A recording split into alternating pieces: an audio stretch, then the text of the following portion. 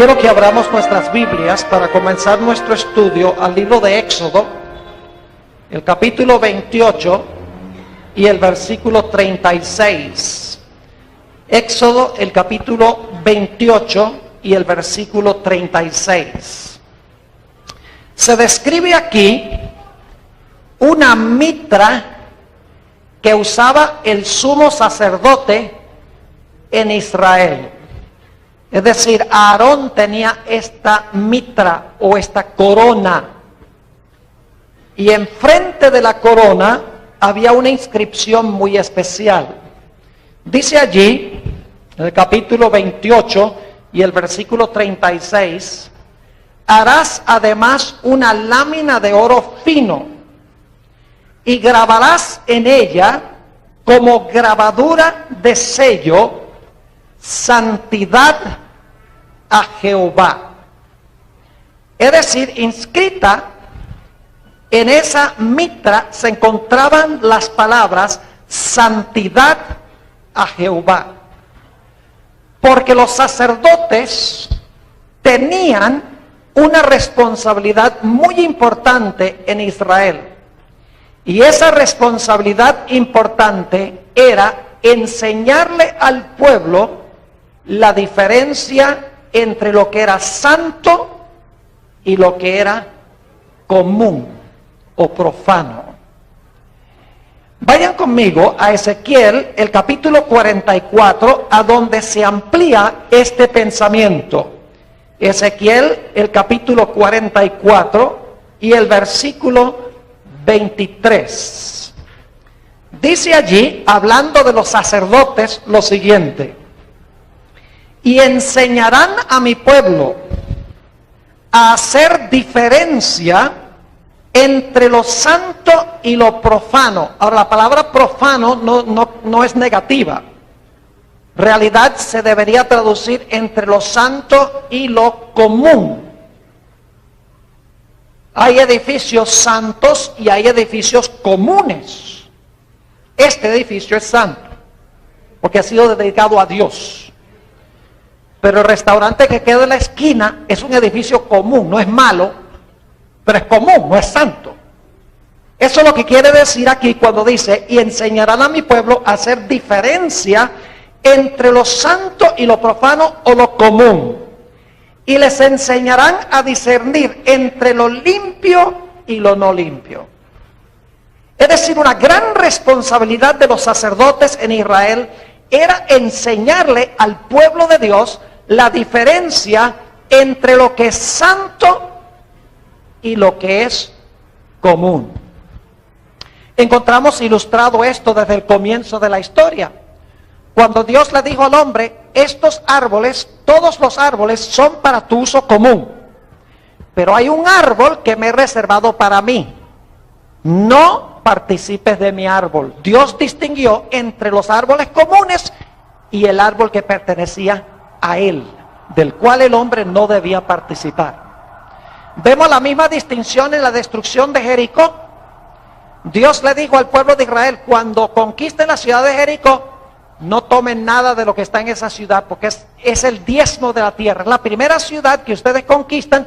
Todo el oro, toda la plata, todo el bronce, todo el hierro es consagrado a Jehová, es decir, es santo, no es para ustedes. Después, cuando vayan a otras ciudades, ya el oro y la plata y todas esas cosas las pueden agarrar para ustedes. Pero como Jericó es la primera ciudad que ustedes conquistan, es el diezmo de la tierra y me pertenece a mí. Y todos sabemos que hubo un hombre llamado Acán, quien tomó lo que era santo y se lo apropió para usos comunes. Igual que en el huerto del Edén, Adán y Eva participaron del árbol de Dios y lo usaron contrario a lo que Dios había especificado.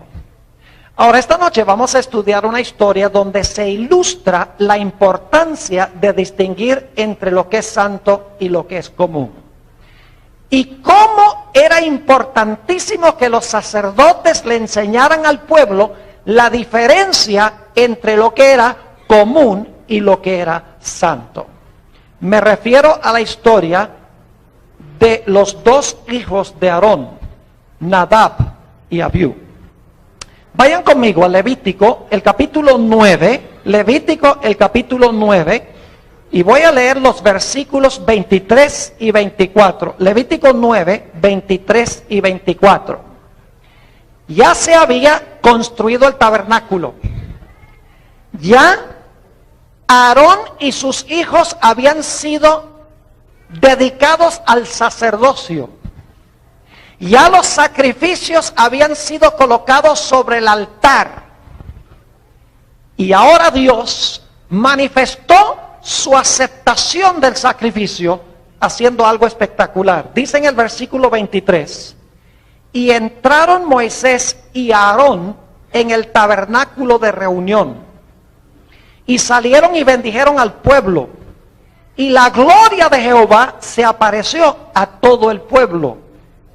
Y ahora escuchen, y salió fuego de delante de Jehová y consumió el holocausto con las grosuras sobre el altar, y viéndolo todo el pueblo alabaron y se postraron sobre sus rostros.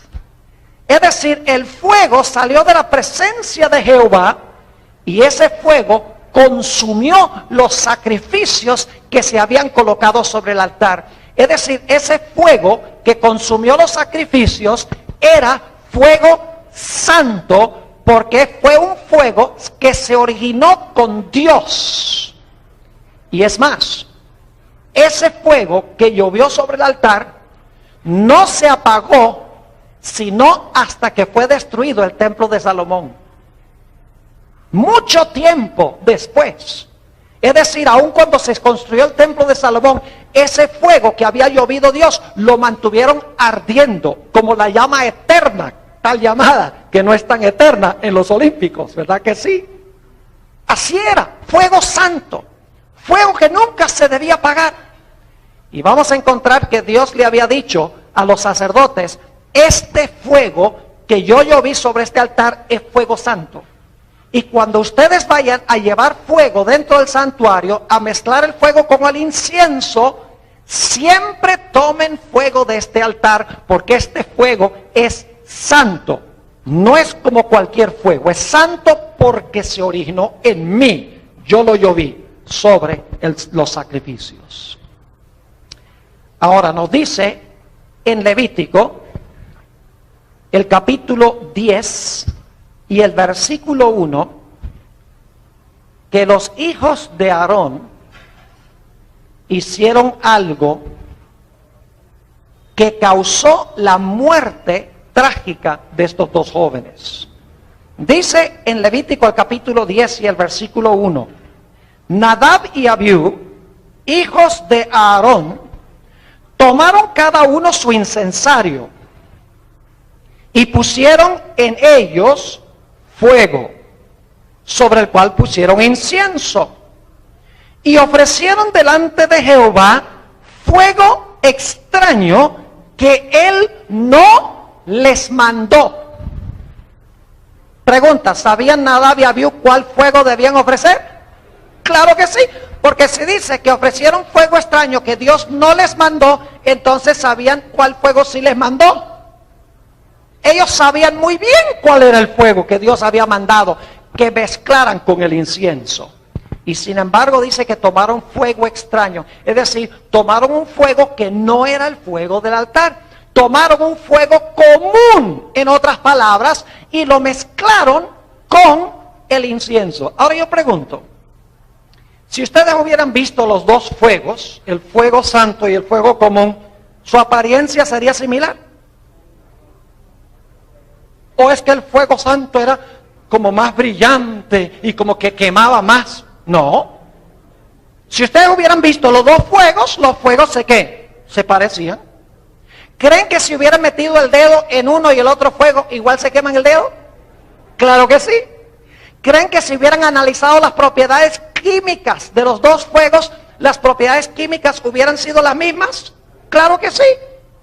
Es decir, en su apariencia externa, los dos fuegos eran iguales.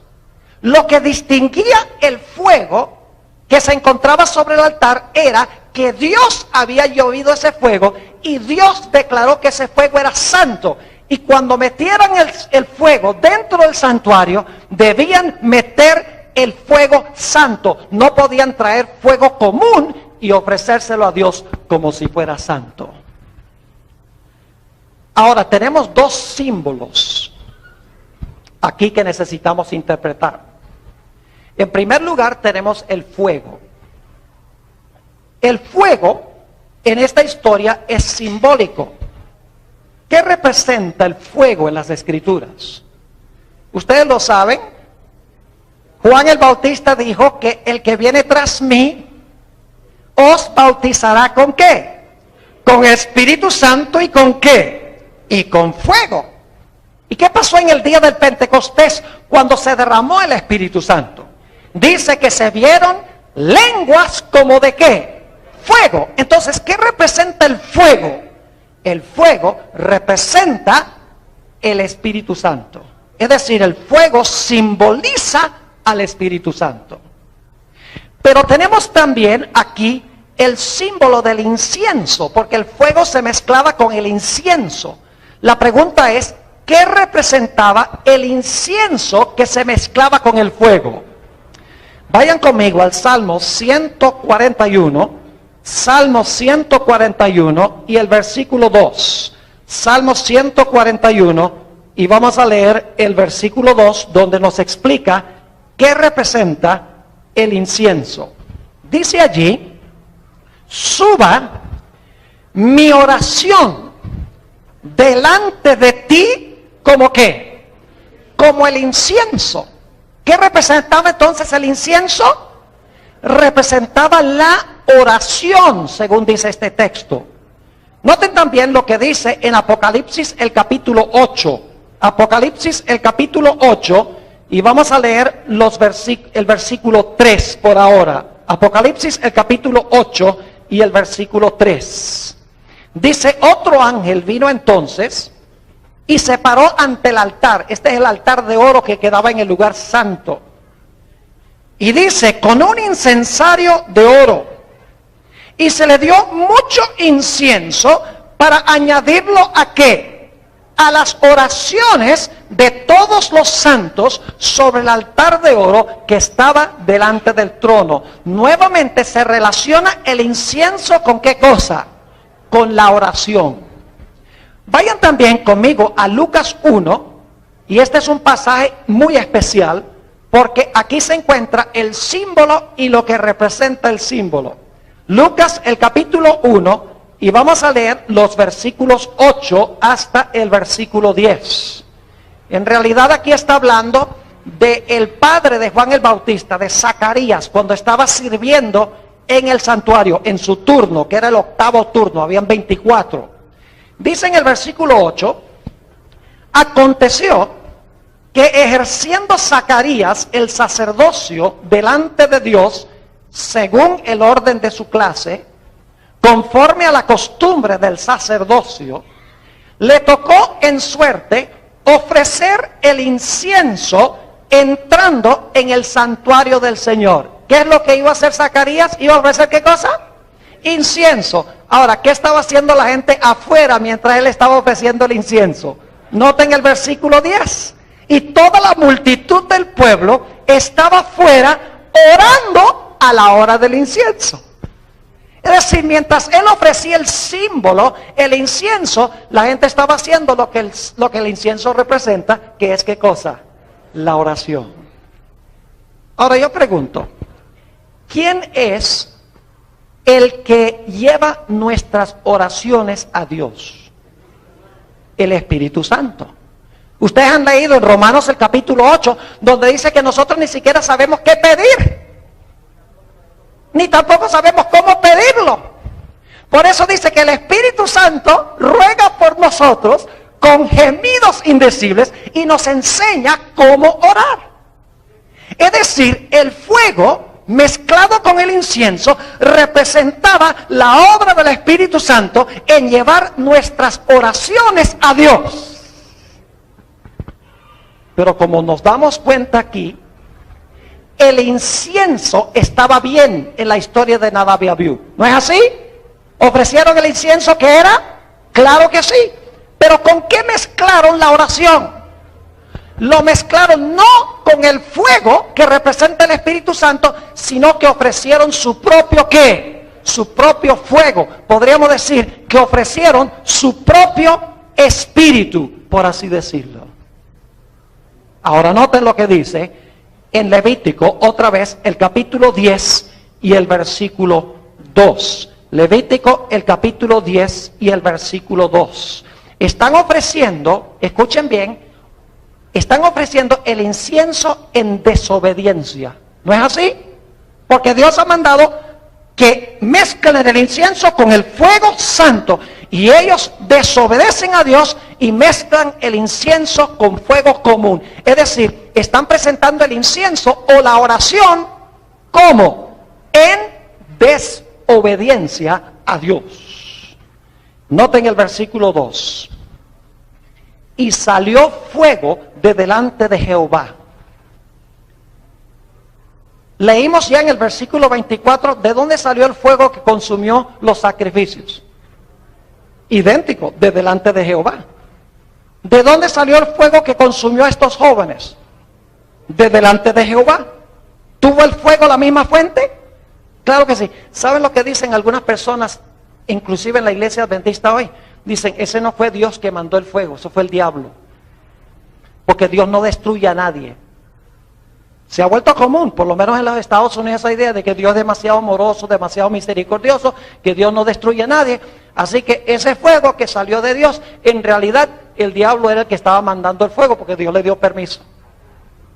Pero claramente dice en este pasaje que el fuego que consumió los sacrificios salió de Jehová.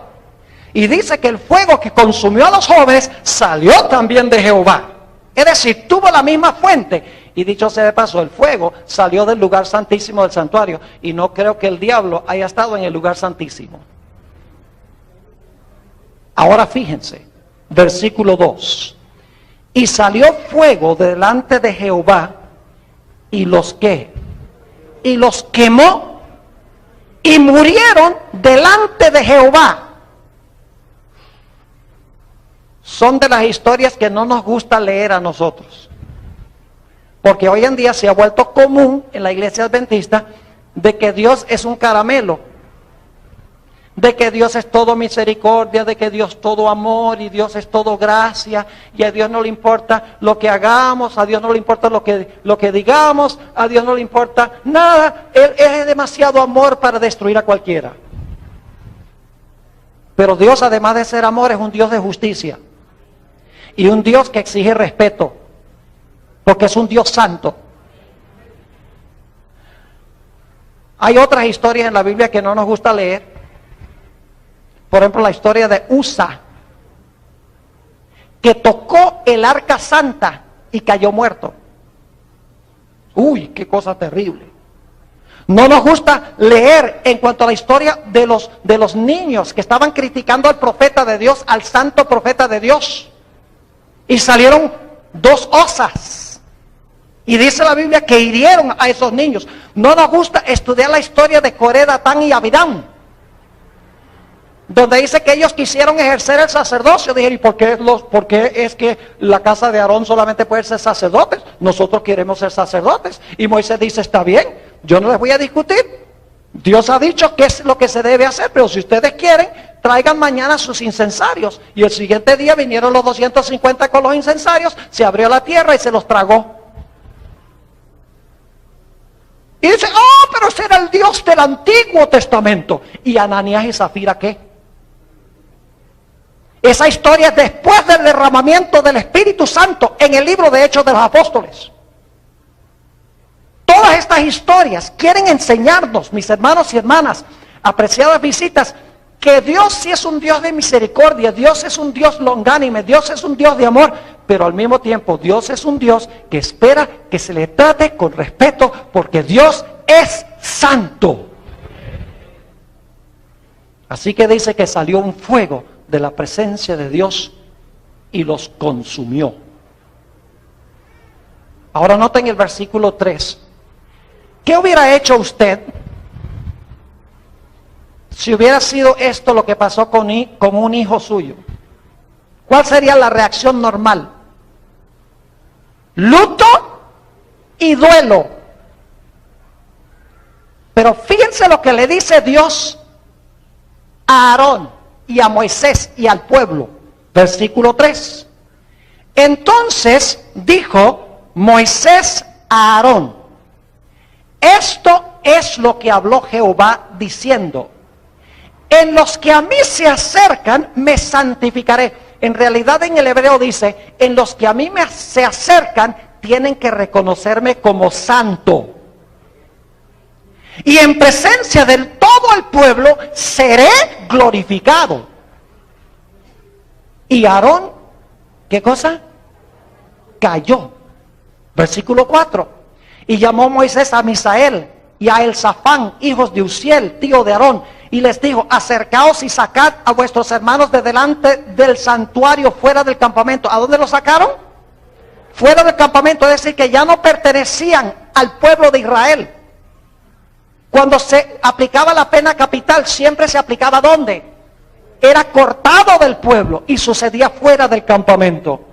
Y dice en el versículo 5: y ellos se acercaron y los sacaron con sus túnicas fuera del campamento, como dijo Moisés.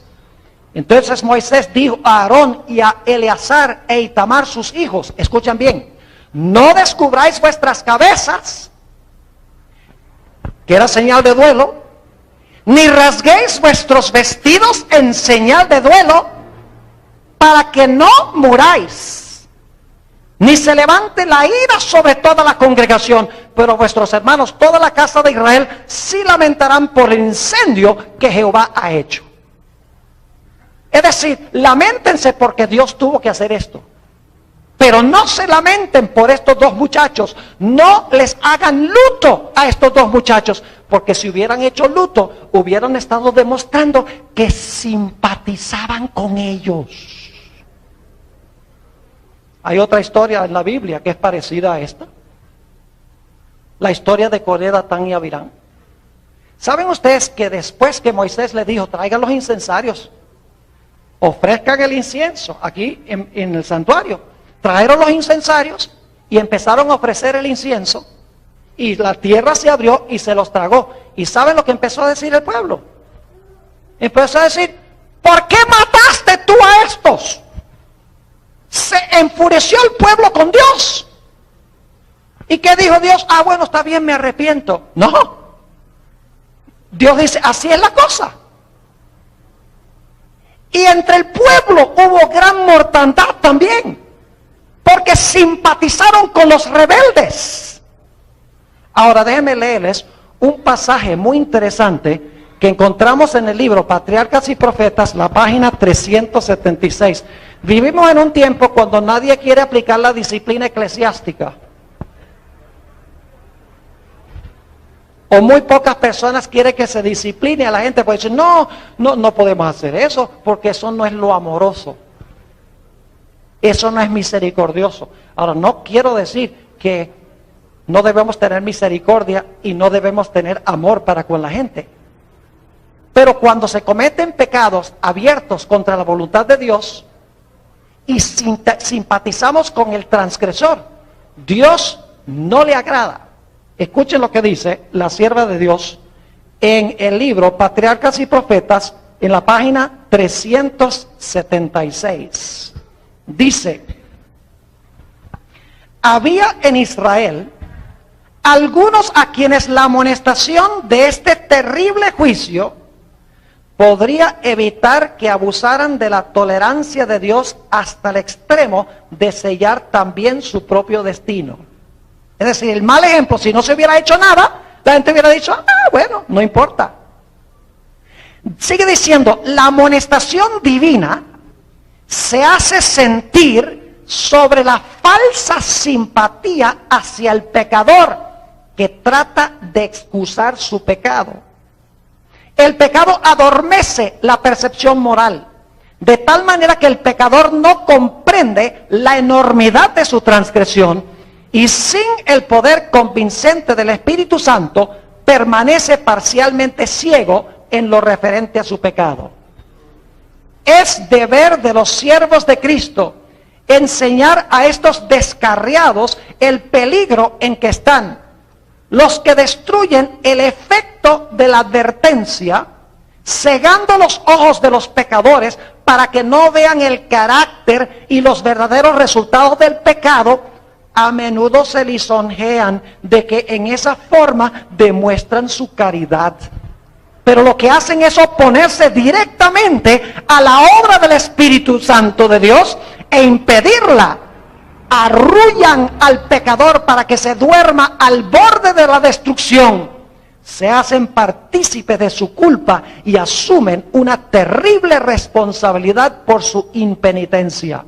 Muchísimos han descendido a la ruina como resultado de esta falsa y engañosa simpatía. Una declaración fuerte. Es cosa seria simpatizar con el transgresor en contra de lo que dice Dios en su santa palabra. Ahora quiero que vayamos por unos momentos al libro de Proverbios, el capítulo 28 y el versículo 9. Y vamos a ver por qué razón es que Dios destruyó a estos dos jóvenes. El libro de Proverbios, el capítulo 28 y el versículo 9. Ya hemos visto que el incienso representa la oración. ¿Qué pasa cuando oramos en desobediencia? ¿Sabe lo que pasa cuando oramos en desobediencia? Lo que pasó con esos jóvenes. Pero hay otros textos de la Biblia que dicen lo mismo. Noten Proverbios, el capítulo 28 y el versículo 9. Dice lo siguiente: el que aparta su oído para no oír la ley. ¿Eso hicieron los dos jóvenes? ¿A sabiendas? ¿Sabían lo que debían ofrecer? Claro que sí. El que aparta su oído para no oír la ley, su oración también es ¿qué? Abominación. Yo pregunto, ¿esa ofrenda que hicieron esos jóvenes era una abominación a Jehová? Sí, porque estaban presentando el incienso, la oración, en desobediencia a Dios. Note también lo que dice el Salmo 66 y el versículo 18. Salmo 66 y el versículo 18, la misma idea. Salmo 66, 18 dice: si en mi corazón hubiese yo mirado la iniquidad, ¿qué pasaría? El Señor no me habría ¿qué? El Señor no me habría escuchado. ¿Qué pasa cuando nosotros oramos a Dios y estamos abiertamente desobedeciendo lo que Dios dice en su palabra? Aquí dice que esa oración es abominable. Dice aquí que si albergamos iniquidad en el corazón, Dios no ¿qué? Dios no nos escucha, Dios no nos oye. Por eso, cuando ellos presentaron el incienso mezclado con el fuego extraño, Dios no pudo aceptar lo que ellos estaban haciendo, porque estaban ofreciendo las oraciones no en obediencia, sino que las estaban ofreciendo en desobediencia. Ahora que necesitamos preguntarnos, ¿por qué razón es que estos jóvenes ofrecieron fuego común, como si fuera santo? ¿Cómo se les ocurrió la idea? Si había un mandato directo de Dios, ellos conocían el mandato directo de Dios. ¿Cómo es que se les ocurrió la idea de ir en contra de la voluntad expresa de Dios para ofrecer este fuego extraño? La Biblia tiene la respuesta. Volvamos a Levítico, el capítulo 10, y vamos a leer los versículos 8 y 9. Levítico, el capítulo 10 y los versículos 8 y 9.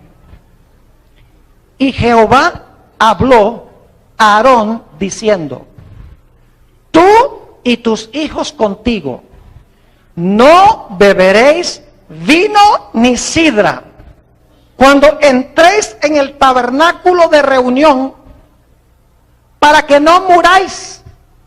Estatuto perpetuo será para vuestras generaciones.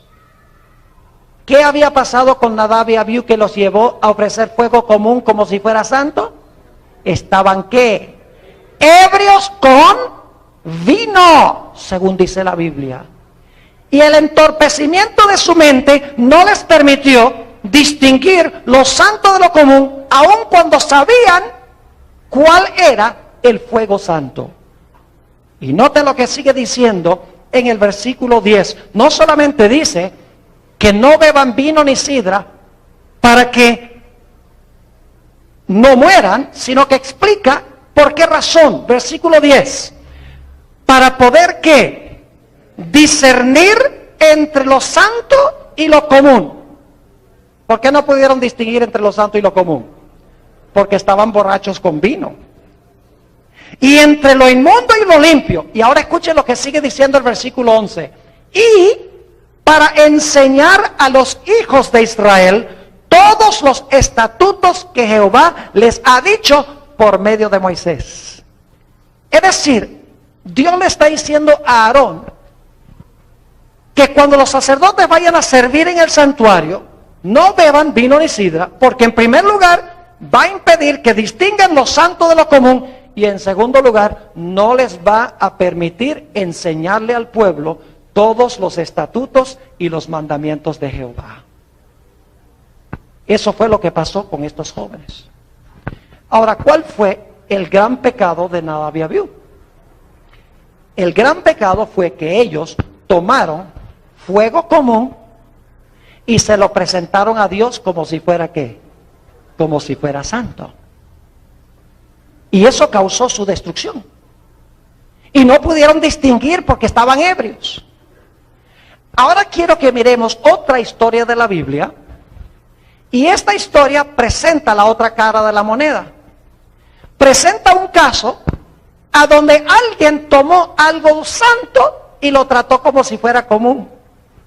Ahora fíjense, el otro lado de la moneda se aplica también. Es decir, Nadab y Abiú tomaron lo común y se lo presentaron a Dios como si fuera santo. Ahora vamos a mirar una historia de alguien que tomó algo santo y lo trató como si fuera común. Dos caras de una misma moneda. Vayan conmigo a Daniel, el capítulo 5. Daniel, el capítulo 5. Ustedes conocen la historia que encontramos aquí. Está hablando de la caída de ¿qué?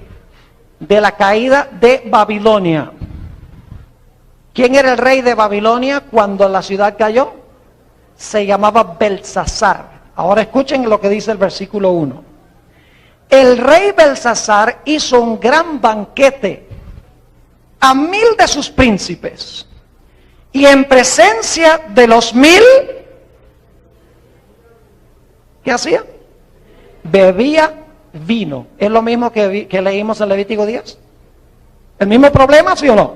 Claro que sí.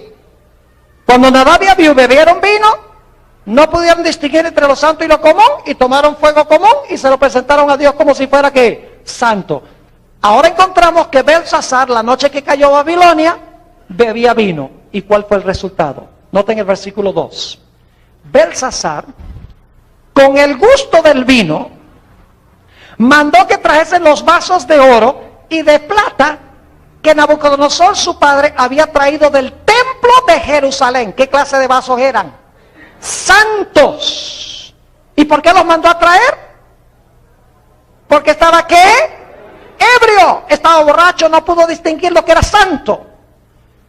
Dice en el versículo 2 nuevamente, Belsasar con el gusto de vino mandó que trajese los vasos de oro y de plata de Nabucodonosor, su padre, que su padre había traído del templo de Jerusalén, para que bebiesen en ellos el rey y sus grandes, sus mujeres y sus concubinas. Entonces fueron traídos los vasos de oro que habían traído del templo de la casa de Dios que estaban en Jerusalén, y bebieron en ellos el rey y sus príncipes, sus mujeres y sus concubinas. Y ahora quiero que noten algo muy interesante en esta historia. Como resultado de beber vino, no pudieron distinguir entre lo santo y lo común, y como resultado cayeron en la idolatría y en la falsa adoración. Quiero que recuerden esto porque vamos a hacer la aplicación a nuestros días dentro de unos momentos. Piensa el versículo 4. Y bebieron vino. ¿Y qué hicieron como resultado de no distinguir lo santo de lo común? y alabaron, practicaron falsa adoración, idolatría, sí, dice, alabaron a los dioses de oro y de plata, de bronce, de hierro, de madera y de piedra. Y alguien podría decir, pero pastor, Belsasar no sabía que esos vasos eran santos. ¿Usted cree que no sabía? Claro que lo sabía. Porque inmediatamente después de esto dice que apareció una mano escribiendo en la pared que decía Mene Mene Tekel Uparsin. Y aunque el rey podía leer las letras, no podía entender su significado. Y por lo tanto trajo los magos y los astrólogos y los adivinos para que le dieran. Ellos dijeron, nosotros no entendemos eso. Y entonces la abuela de Belsasar, la esposa de Nabucodonosor, que aún estaba viva, le dijo a Belsasar, yo conozco un individuo que en los días de tu padre, dice ahí, aunque es el abuelo, Nabucodonosor era capaz de interpretar sueños y visiones. Y Belsasar lo mandó a llamar. Y si ustedes leen la historia de Daniel 5, Daniel comenzó a relatarle a Belsasar la experiencia de su abuelo Nabucodonosor. Le contó cómo se ensoberbeció y como resultado Dios lo humilló por 7 años. Y al final de los 7 años, Nabucodonosor alabó al Dios del cielo.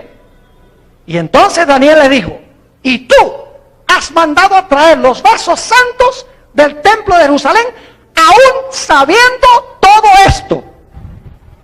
¿Sabía Belsasar que esos vasos eran sagrados y santos? Claro que sí, pero tomó los vasos santos y los trató como si fueran ¿qué? Los trató como si fueran comunes. Y el resultado fue que cayó en idolatría, en falsa adoración. Y fue el fruto de beber, ¿qué cosa? Vino. Ahora yo pregunto, ¿será que esta historia se va a repetir al final de la historia? ¿Tiene el libro de Apocalipsis algo que decir en cuanto al vino? ¿Sí? Vamos a leerlo. Apocalipsis, el capítulo 17 y el versículo 1. Apocalipsis 17 y el versículo 1. Vino entonces uno de los 7 ángeles que tenían las 7 copas y habló conmigo diciéndome, ven acá, te mostraré la sentencia contra la gran ramera, la cual está sentada sobre muchas aguas. ¿Qué representa una mujer en las profecías? La iglesia. Una mujer pura representa ¿qué clase de iglesia? Una iglesia pura.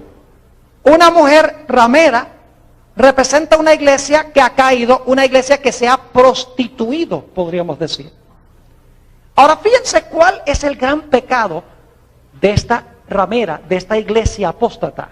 Dice en el versículo 2, con la cual han fornicado los reyes de la tierra y los moradores de la tierra se han embriagado con el vino de su fornicación. En los últimos días el mundo cristiano va a beber vino según esto. Sí, porque está hablando de la iglesia apóstata que da el vino. ¿Y cómo se llama este sistema? Fíjense que es el mismo nombre del sistema que existía en los días de Belsasar. El versículo 5 dice, y en su frente un nombre escrito, un misterio, Babilonia la grande, la madre de las rameras y de las abominaciones de la tierra. Yo pregunto, ¿va a ser el vino un problema serio en los últimos días? Claro que sí. Ahora, en los últimos días no está hablando de vino literal. En Apocalipsis estamos hablando de símbolos. La mujer representa una iglesia. El hecho de que es una ramera representa algo. El hecho de que se sienta sobre aguas, las aguas son muchedumbres, naciones, lenguas y pueblos. Es decir, estamos tratando aquí con símbolos. En las profecías, el vino representa falsas doctrinas y falsas enseñanzas. Ahora permítame leerles una cita muy interesante del Conflicto de los Siglos, página 439 y 440. Dice Elena White lo siguiente: cuando se levantan maestros verdaderos para explicar la palabra de Dios, se levantan también hombres de saber, ministros que profesan comprender las santas escrituras, para denunciar la sana doctrina como si fuera herejía, alejando así a los que buscan la verdad. Si el mundo no estuviese fatalmente embriagado con el vino de Babilonia, multitudes se convencerían y se convertirían por medio del conocimiento de las verdades claras y penetrantes de la palabra de Dios. Pero la fe religiosa aparece tan confusa y discordante que el pueblo no sabe qué creer ni qué aceptar como verdad. La iglesia es responsable del pecado, de la impenitencia del mundo. Qué tremenda cita. Ahora, hagamos la aplicación de esto a nuestros días. Hemos visto dos caras de la moneda. Dicho sea de paso, la Biblia dice que Babilonia va a ser quemada con fuego, fuera del campamento de los santos. Es decir, esa historia de Nadab y Abiú, una historia tipológica, es una profecía. Es una historia, como han visto algunos en la serie de Génesis, es una historia, pero una historia con dimensión profética. La historia de Belsasar, la caída de Babilonia, el secamiento del Éufrates, el levantamiento de la imagen, mandar a todos a adorar la imagen, matar a los que no adoren la imagen. Esa es una historia, pero es una historia con dimensiones proféticas que apuntan hacia cosas que van a pasar en el tiempo del fin. Las dos caras de la moneda son que Nadab y Abiú, bajo la influencia del vino, toman algo común y se lo presentan a Dios como si fuera santo. El pecado de Belsasar es que bajo la influencia del vino toma algo santo y lo trata como si fuera común. Ahora, hagamos la aplicación de esto a nuestros días. Según la Biblia, ¿cuál fue el día que Dios hizo santo? ¿Qué día hizo Dios santo? Lo estudiamos esta semana. Dios dijo que el séptimo día sábado era ¿qué? Santo. Ahora yo pregunto, ¿qué día de la semana le presenta la mayoría del mundo cristiano a Dios? Yo pregunto, ¿el domingo es un día común de trabajo? ¿Sí? ¿Es uno de los 6 días trabajarás y harás toda tu obra? Claro que sí. Pero ¿qué hace el mundo cristiano? Toma un día común y se lo presenta a Dios como si fuera ¿qué? Santo. ¿Y qué hace con el sábado? El sábado, que es santo, lo trata como si fuera ¿qué? Común. Y cuando uno les habla de estas cosas, como que no entienden. Dicen, no puede ser. Mi pastor dice algo contrario. Mi sacerdote dice algo contrario. ¿Ustedes creen que podemos confiar en sacerdotes que no distinguen entre lo santo y lo común? ¿O es más seguro obedecer lo que Dios dice en su palabra? Fíjense que Nadab y Abiú violaron la palabra clara de Dios. Y lo mismo hace el mundo cristiano. Toman un día común de trabajo y se lo presentan a Dios como si fuera santo. Y toman un día santo y se lo presentan y lo usan como si fuera un día común y corriente de trabajo. Permítame leerles una cita de la misma autora.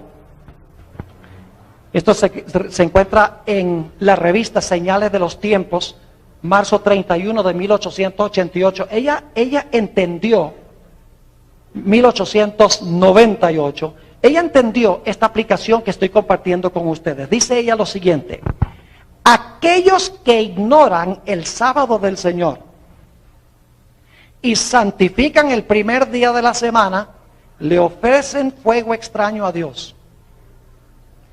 Miren, si Dios acepta del mundo cristiano un día común como si fuera santo, Dios va a tener que pedirle perdón a Nadab y Abiú.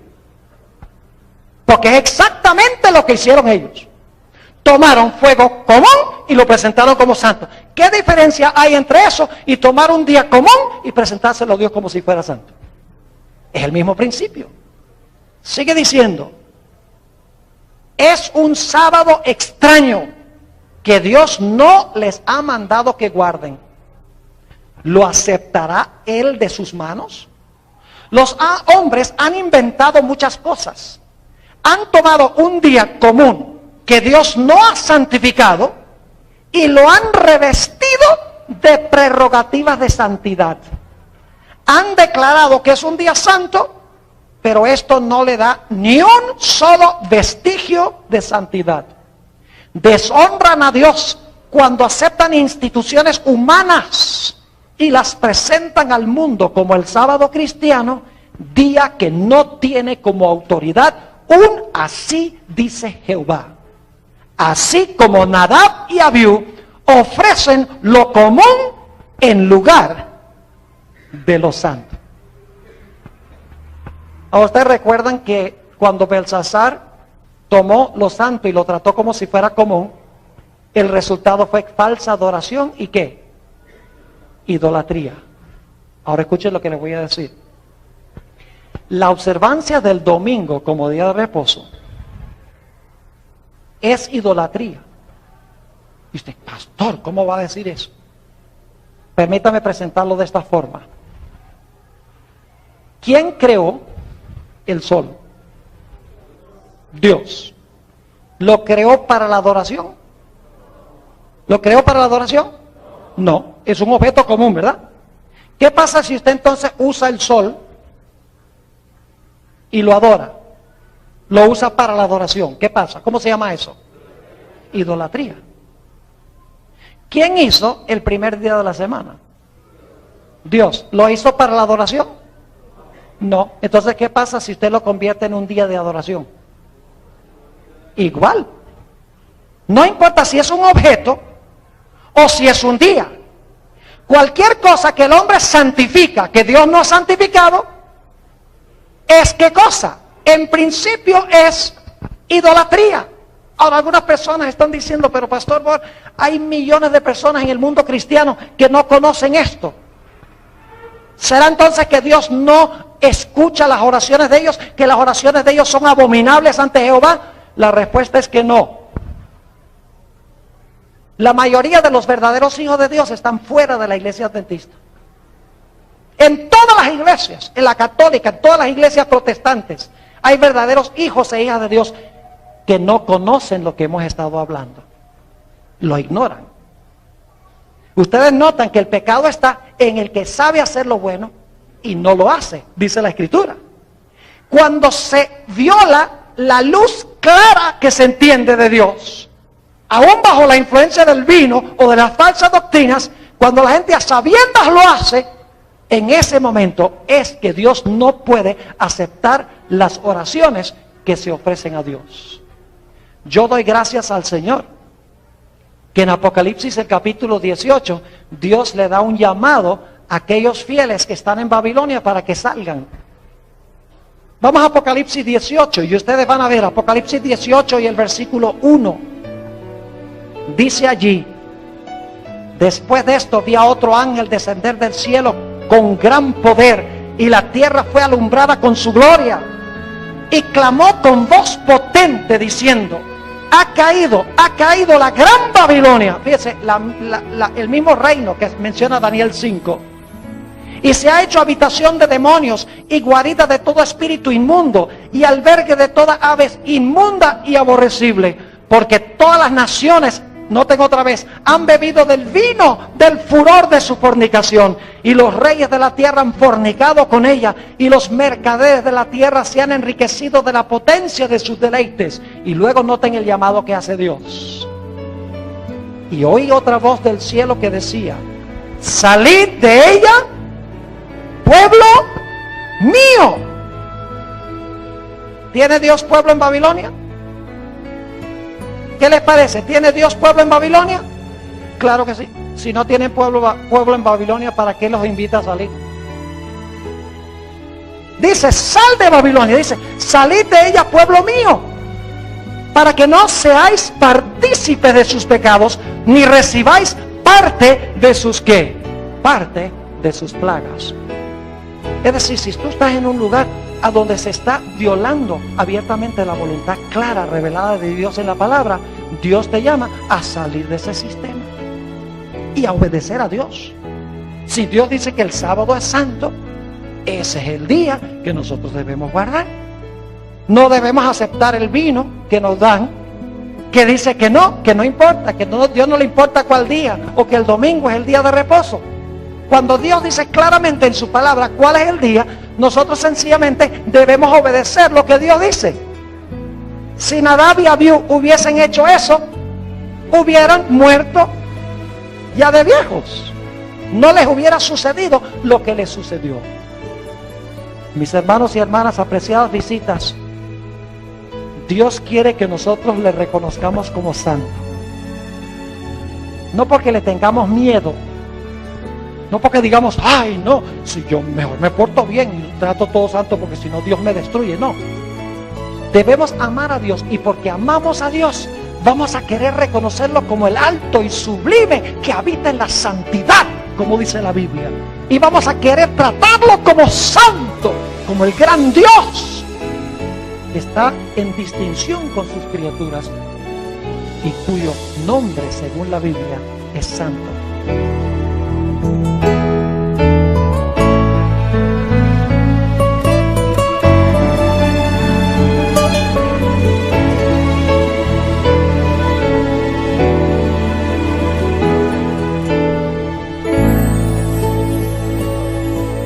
Entre lo que es santo y lo que es común.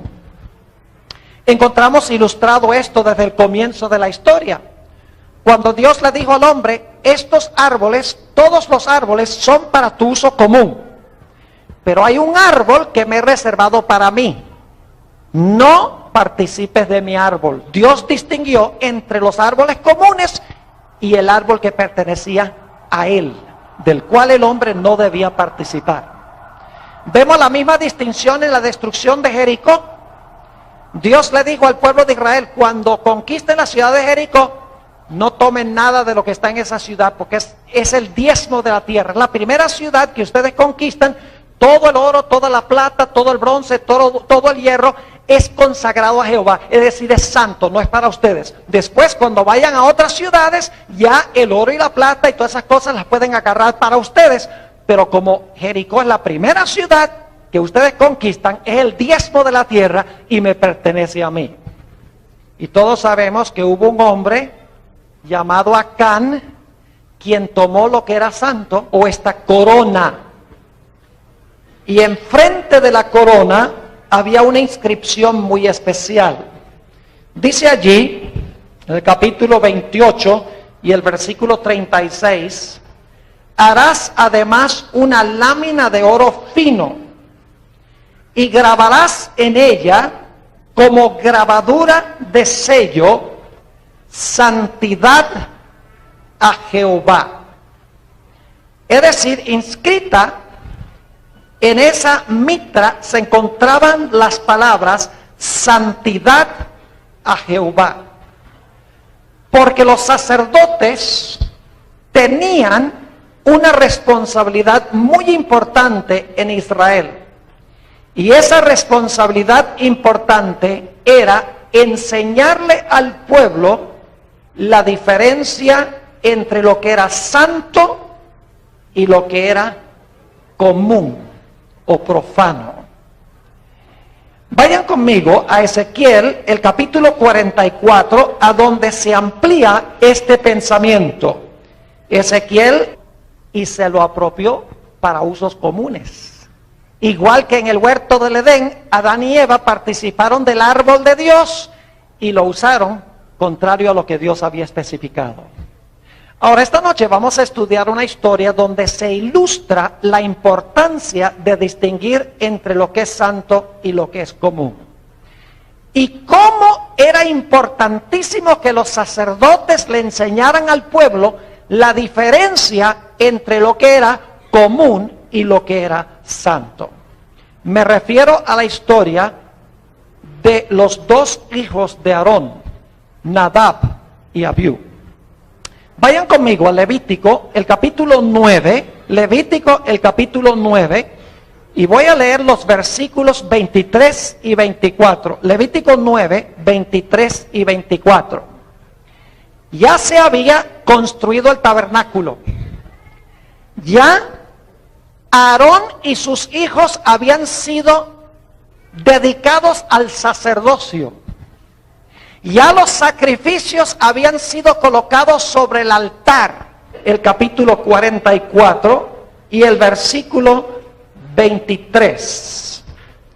Dice allí, hablando de los sacerdotes, lo siguiente: y enseñarán a mi pueblo a hacer diferencia entre lo santo y lo profano. Ahora, la palabra profano no es negativa. En realidad se debería traducir entre lo santo y lo común. Hay edificios santos y hay edificios comunes. Este edificio es santo, porque ha sido dedicado a Dios.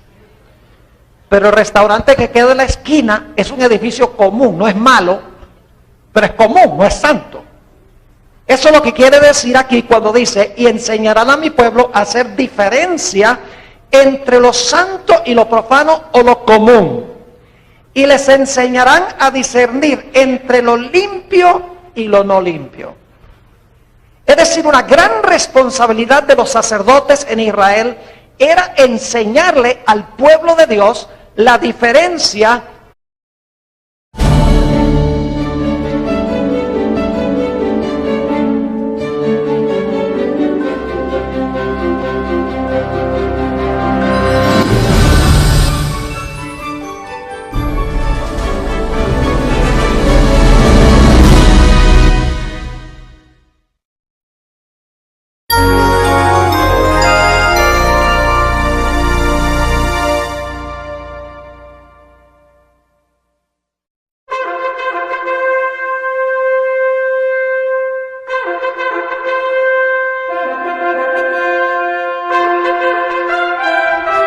Quiero que abramos nuestras Biblias para comenzar nuestro estudio al libro de Éxodo, el capítulo 28 y el versículo 36. Éxodo, el capítulo 28 y el versículo 36. Se describe aquí una mitra que usaba el sumo sacerdote en Israel. Es decir, Aarón tenía esta mitra